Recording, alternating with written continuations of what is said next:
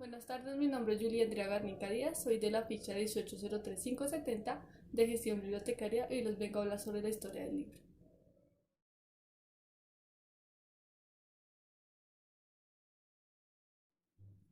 Les voy a hablar sobre Sumerio. El sistema más antiguo de escritura que se conoce lo inventaron los sumerios, hace aproximadamente 5000 años.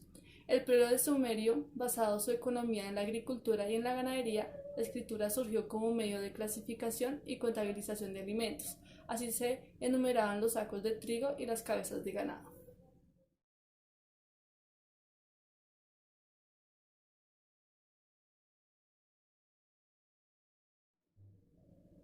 Bueno, los primeros libros fueron creados por los sumerios antes de Cristo, como las tablillas. Eran pequeñas placas de arcilla, madera, marfil y diferentes metales u otros materiales que servían de soporte a la escritura. Se empleaba el material depende de la importancia del documento. Los más valiosos se grababan en piedra o en metales. La arcilla se cortaba en pequeñas planchas entre 2 y 3 centímetros para las tablillas pequeñas y hasta 30 centímetros para las tablillas mayores. Se escribía por las dos caras sobre la arcilla, húmedas y después se dejaban secar al sol o en hornos. A continuación les voy a mostrar dos imágenes de las tablillas que les acabo de nombrar.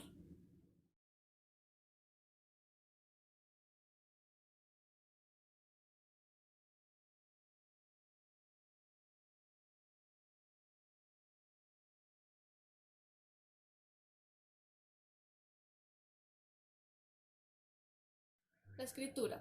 La cuneiforme. Se llama cuneiforme porque los caracteres eran grabados sobre las tablillas con la punta de una caña biselada con la que se imprimían cuñas. Más tarde fueron utilizados estíteles de madera o metal.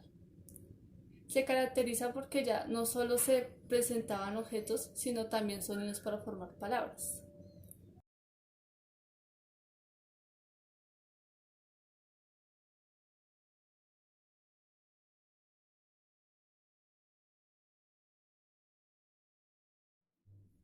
La escritura era tan importante que solo podía practicarlo un pequeño grupo entre los nobles y los sacerdotes. Ellos eran los que escribían. Esta escritura se utilizaba para llevar las cuentas del palacio, pero también para redactar órdenes reales, códigos de leyes, textos literarios.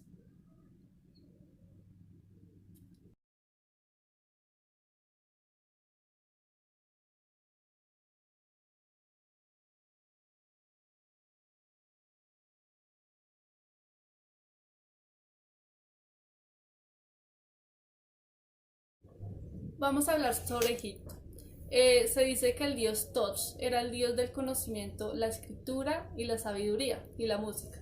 Le heredó a los sacerdotes faraones el don de la escritura para que se transmitiera correctamente los designios de los dioses. Solo los individuos que tenían cargo de poder ejercían el derecho de transcribir en los papiros a la historia.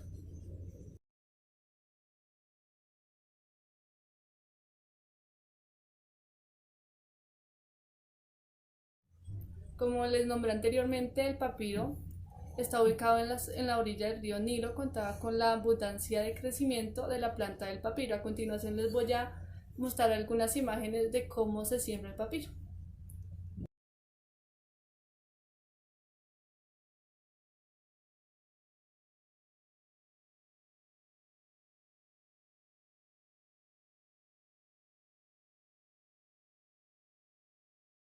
Ahora les voy a explicar cómo es que se utiliza el papiro. Son cortes del tallo de papiro, se extraía la fibra vegetal. Estas fibras se sobreponían una sobre otra transversalmente y se presaban, luego se dejaban secar. De este proceso provenía el papiro. En este material eran hechos de los manuscritos, luego se enrollaban y se archivaban en climas.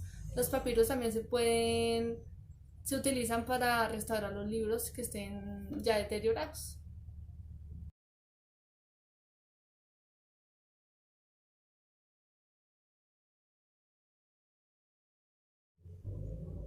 Los escribas se les consideraba de un rango social alto dadas sus facultades en la mayoría de ciencias, matemáticas, dibujo y idiomas.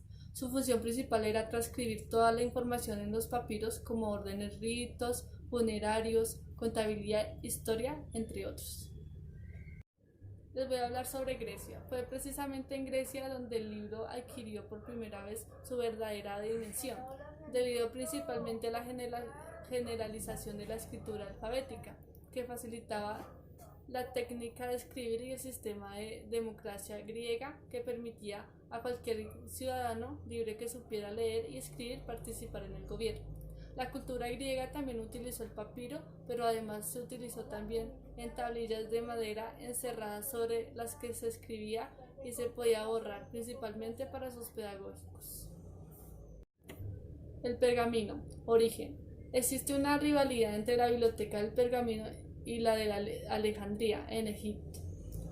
Prohibió la exportación del papiro para dificultar la expansión de la biblioteca de pergamino, y los habitantes de esta ciudad se vieron obligados a buscar nuevos materiales y comenzaron a escribir los libros sobre un material hecho a partir de las pieles de cabra, vacuno o oveja.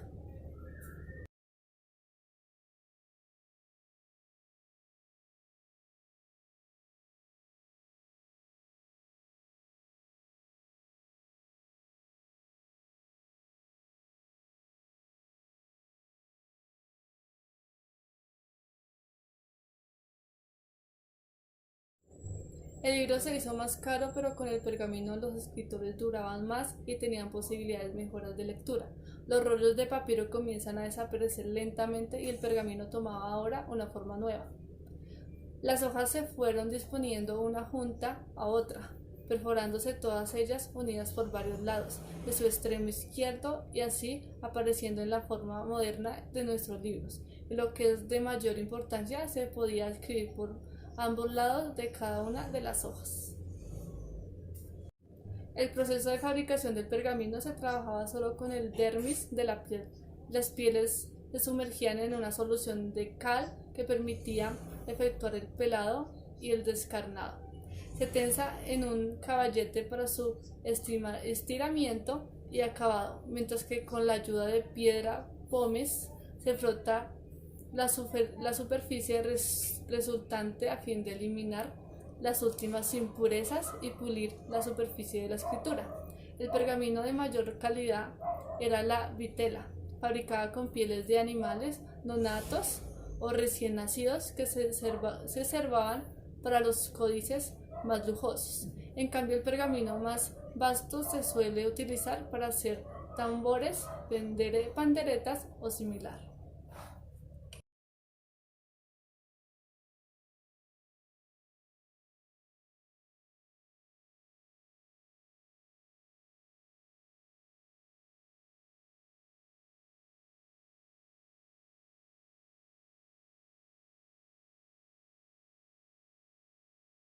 Los escritos. El Torá. No se sabe con exactitud cuándo nació la escritura. Lo que sí se sabe es que el Torá es el texto hebreo más antiguo registrado, el texto que contiene la ley y el patrimonio identitario del pueblo israelita, también denominado Pentateuco. A continuación les voy a mostrar una imagen del Torá.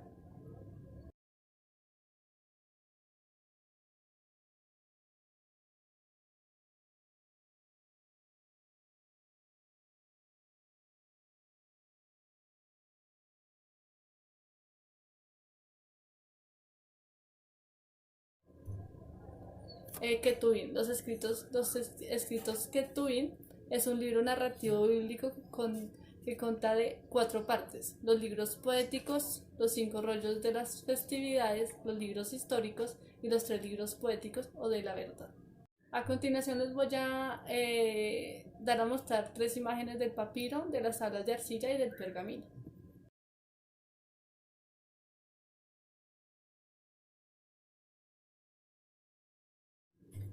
Litografía hebreo en la Edad Media. En la Edad Media, las encuadernaciones hebreas destacaban por sus características y estilo. El simple, los libros forrados en cuero normalmente utilizados en monasterios e iglesias.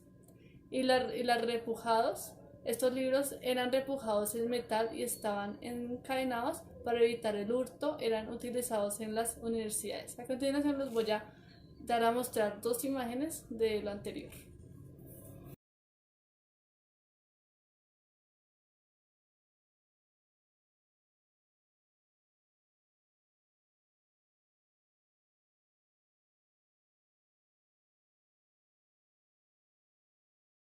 En la Edad Media, las encuadernaciones hebreas destacaban por sus características estilos, los elegantes. Libros cubiertos de terciopelo y adornados con mosaicos elegantes y hechos especialmente para el emperador eran protagónicos.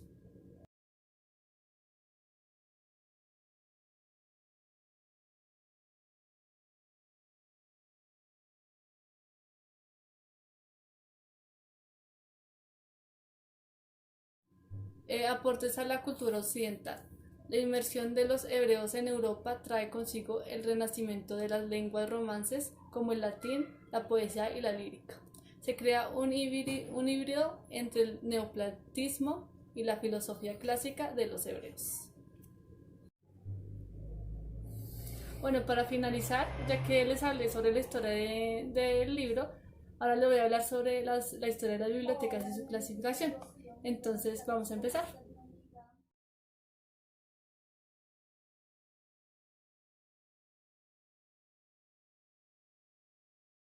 Bueno, en la antigüedad, en el antiguo Egipto, existieron dos clases de instituciones: casas de los libros, que hacían las veces de archivos para la documentación administrativa, y casas de la vida, que eran centros de estudio para los que escribían y que poseyeron colecciones de las que se podían hacer copias. La escritura en sus diversas formas.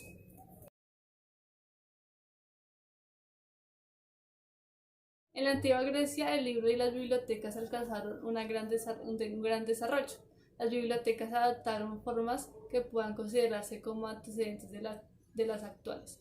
La escritura griega, derivada del alfabeto semitírico, permitió generalizar en cierta forma el acceso a la lectura y al libro.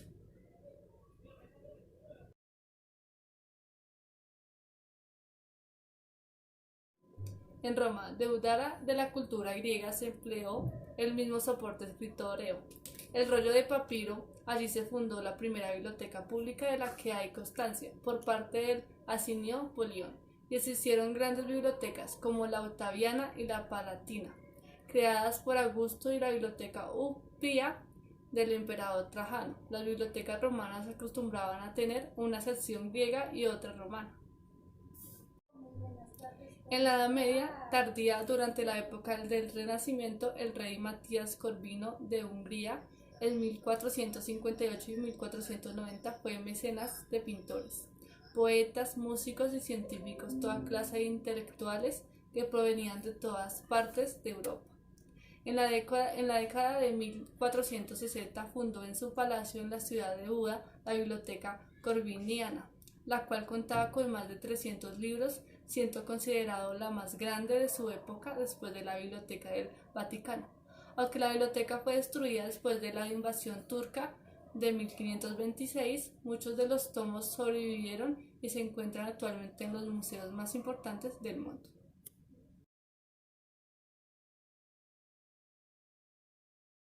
En la Edad Moderna, el Renacimiento, marcado por la invención de la imprenta, creación de Johannes Gutenberg y las luchas derivadas de Reforma Protestante, vio surgir, gracias a los ideales humanistas, un nuevo modelo de la biblioteca princesca. Esta corriente desembocará en la aparición de las bibliotecas reales y de la alta nobleza, que, merced a los nuevos valores, se abren a un público de eruditos y estudiosos. La edad contemporánea, las revoluciones francesas y americanas promovieron el inicio de la extensión por Europa y América de nuevos principios democráticos y el nacimiento de una verdadera voluntad de hacer accesible la cultura y la educación para todos. En el mundo de las bibliotecas, esto supuso el nacimiento de una fiebre desmoralizadora que se extendió por todo el continente y que transfirió a la sociedad un inmenso tesoro bibliográfico procedente de las instituciones del antiguo régimen. Singularmente, la Iglesia Católica pasó a todo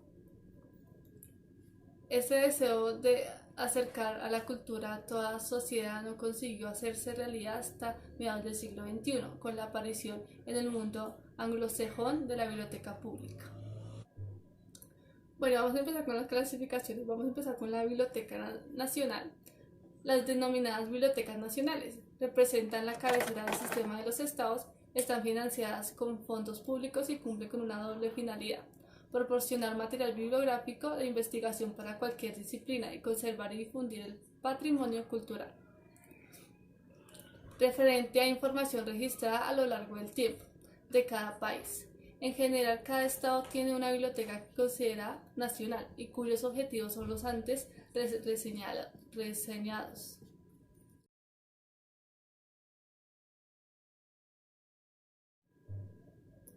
Por solo citar algunos casos paradigmáticos, sirven como ejemplos la Biblioteca del Congreso de Estados Unidos, la Biblioteca Británica, la Biblioteca Nacional de España y la Biblioteca Nacional de Francia, la Biblioteca Nacional de Argentina, la Biblioteca Nacional de México, la Biblioteca Nacional de Chile y la Biblioteca Nacional de Colombia y la Biblioteca Nacional de Venezuela.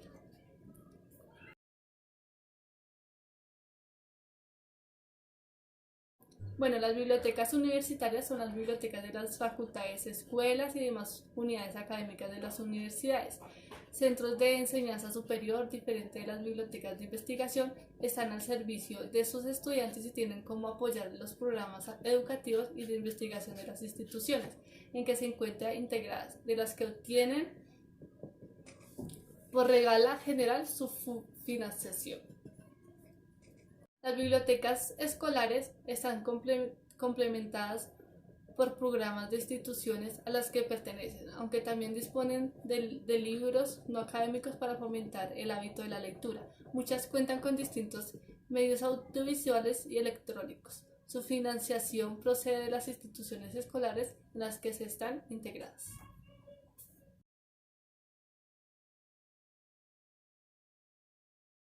Las bibliotecas especializadas están diseñadas para responder a unas necesidades profesionales concretas. Por ello, suelen depender de empresas asociadas, organizaciones o instituciones específicas que proporcionan a sus empleados y clientes estos servicios durante su trabajo. La formación del personal de una biblioteca especializada incluye conocimientos tanto de la materia que cubren sus fondos como de bibliotecología.